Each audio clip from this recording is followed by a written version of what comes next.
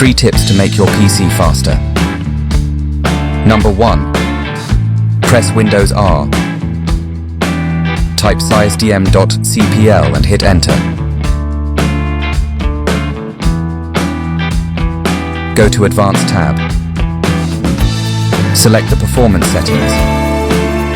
Select Adjust for best performance and checkmark these 2 options. Click OK. Number 2. Press Windows R. Type these commands and hit enter. Select all files and delete them.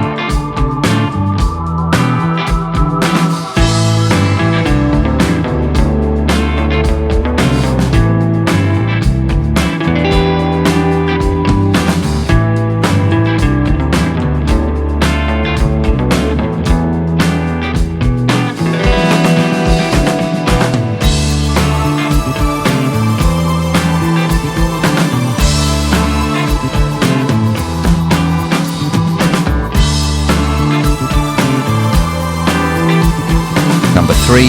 Press Windows R. Type msconfig and hit enter. Go to the Boot tab. Click on Advanced Options.